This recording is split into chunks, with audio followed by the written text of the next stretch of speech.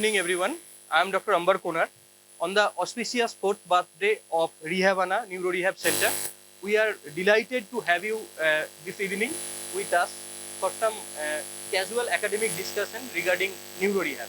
Actually, there is the concept regarding Neuro Rehab is not very much clear, and also we need to grow along with you with all your support and blessing, and so that if we get enriched with from your knowledge tonight, we will be able to serve mankind more. So that's the purpose and only purpose of this meeting today. And we are going to start our academic program. We have 6 academic sessions today, depending on the domains affected and treated in neuro rehab. So our first topic is, we'll go with the when there is a pin in the spine, that is a dedicated neurosurgery and spine surgery topic. So we will be going with the topic, and I will request Dr. Chinmoy Nath sir to please join the panel, to senior consultant spine surgeon, Dr. Sanjay Biswas sir, senior consultant spine surgeon, and Dr. Noim Mustagar sir, senior consultant spine surgeon, and Dr. Kaustubh Basu Thakur, consultant rehab physician, Rehabana, to join the podium, please, for the conversation. I would request Dr. Nath sir to please talk on what about the general considerations that are considered for decision making regarding the need for fixation of spine after a spinal injury. Please highlight. Go to the next. Yeah. Good evening, everybody. The question lies is the how to or when to fix the spine, or when to pin the spine in Amber's words. When to fix the spine. There are 3 broad indications to be considered. Broad things have to be considered. First thing is the structure of the spine, structural consideration, that is how is the fracture, or whether it is dislocation or not, whether there is ligament injury or not, whether there is instability or not, whether the injury condition is a stable condition or an unstable condition. Second thing is neurological, whether there is any neurological deficit, that means partial neurological injury, complete neurological injury, or radicular injury, root injury. Third is patient's condition. What is the general condition of the patient, whether he is having, what is the age of the patient, he is having other general conditions like immunosuppression, diabetes, pulmonary conditions like this, whether there is the spinal injury is a part of polytrauma or not, or it is a isolated trauma. And third is whether there is if there is no neurological injury already, but if there is impending neurological injury, that also has to be considered. We'll now go to the next question to Dr. Biswas. What are the gross types of spine fixation, and how mobilization and weight bearing depends on afterwards? So there is different type of fixation we are doing nowadays. The most common is the open surgery, and second is minimally invasive spine surgery, and other minimally to minimally invasive surgery. So from the cervical spine, when there is a trauma or infection, we put a screw or cage from the front or back. Even for the dorsal spine, we put screw cages from the, and for the lumbar spine and sacroiliac fracture, we also fix with posteriorly as well as sometime anteriorly. And the mobilization is depend upon the neurological status of the patient after the initial injury. If there is a paraparesis or quadriparesis for cervical injury or lumbar injury, so we gradually use assisted mobilization after checking all kind of improvement of the neurological status after the surgery, including the power, tone, everything, with a tilt table, and some center we have exoskeletal or robotic, or different center we have hydrotherapy, aerobics, this kind of thing. And another is a aged patient who have very much osteoporotic. So for their fixation nowadays, we fix with cement augmentation for strong fixation, so we can ambulate the patient as early as possible. So our main aim is after fracture stabilization, as early as possible mobilization. For minimally invasive surgery, now we can able to mobilize the patient with even the same day, and in case of open surgery, within after 24 hours we mobilize the patient. And in case of paraplegic or paraparesis or quadriplegic or quadriparesis, it depends upon the neurological condition and muscle tone. As you said, sir, is there any difference between cemented and non-cemented regarding the bending, or in case of cemented or non-cemented? Yeah.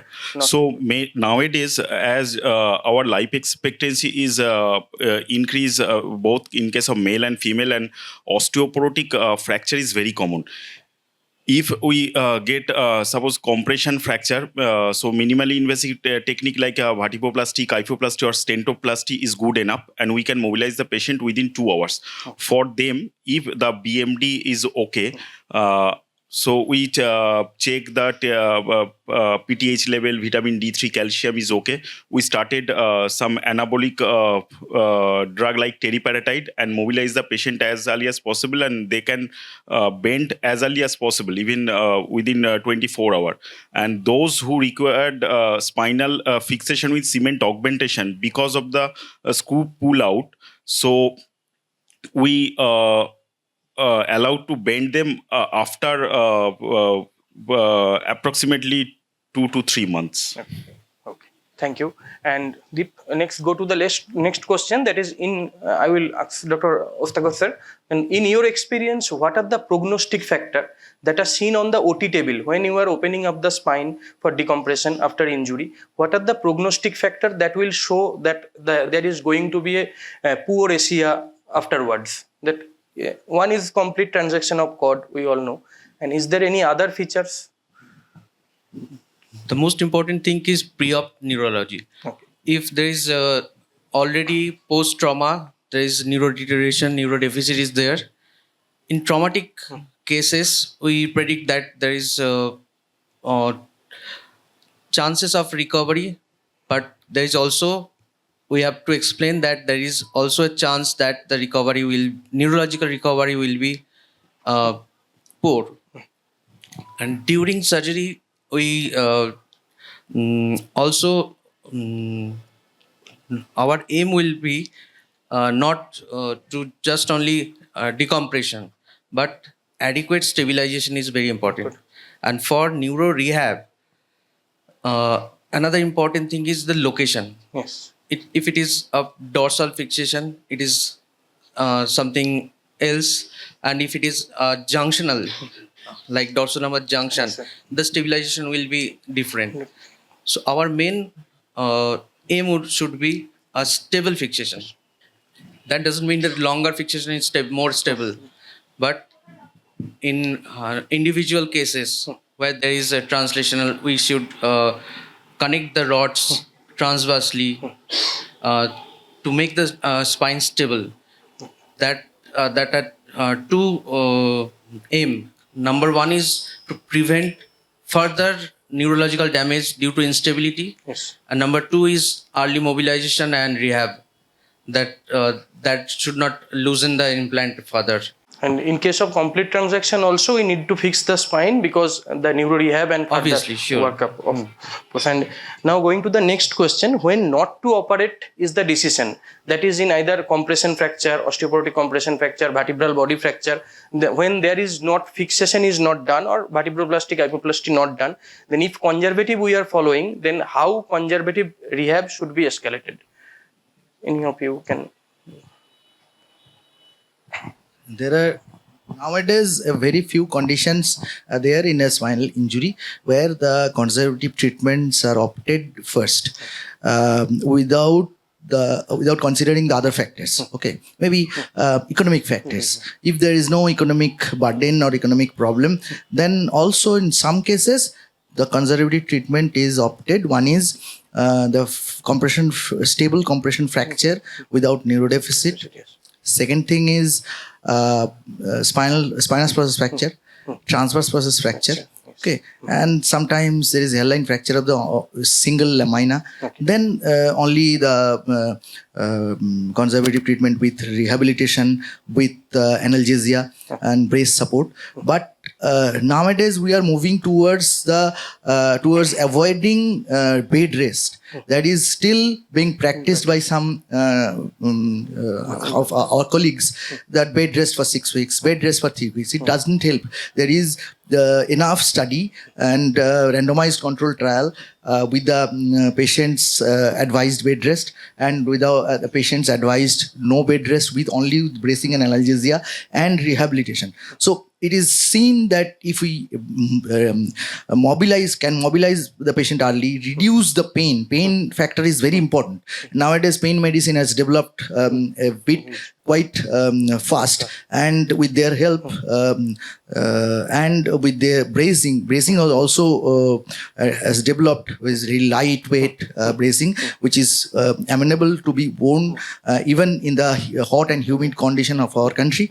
So conservative treatment can be done and with a good quality rehabilitation like hydrotherapy, like newer robotics, etc., exoskeleton, etc. Exoskeleton is actually not required, but robotics, etc. So if in those conditions, even the patient is having compression fractures, all these things we can be managed conservatively. Okay. And I will ask Dr. Bishwas to please elaborate if there is any need for routine fixation for spondylolisthesis, if it's beyond 2 or something like that, if there is no neurodeficit. No. Okay. It depends on the neurodeficit. If impending one, It then depends we go on for leg pain and back pain. Okay. And now I would ask Dr. Ostagar, in high-level cervical cord injury, then and fixation, what are the special precautions during initial days of neuro rehab and continue for lifelong? For high cervical injury, the main thing is need to stabilize. Yes. Obviously, for further rehab, bed care, back care, and if there is complete quadriplegia, then there will be a very high many cases in higher. There will be respiratory depression. Okay. Sometimes patient may need tracheostomy or ventilator support. Yes.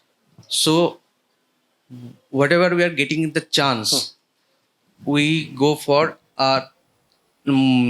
if the patient general condition is good, we go for 360 decompression, wide decompression, and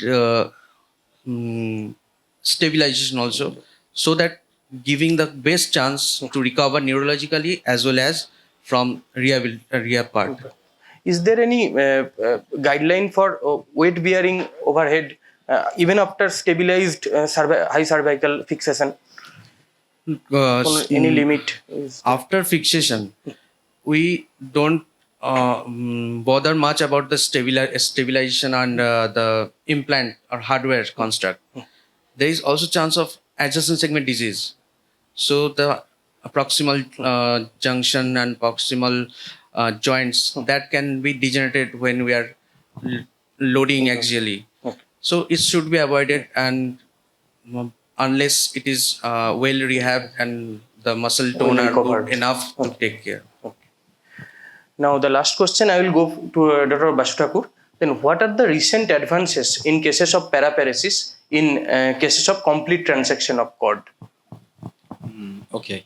So we know that in complete transaction of the maybe traumatic ASIA A or something, ASIA A, so patient according to the functional level, so the usual outcome is usually a wheelchair or wheelchair for ambulation outdoors, and this bilateral KFO inside parallel bar.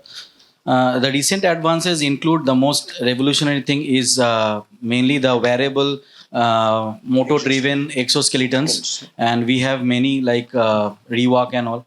So with that we can actually short distance ambulation can be done by the patient. Only problem is that it is not manufactured in India, and it's very expensive. It's around 40 to 50 lakhs so it's very difficult to afford.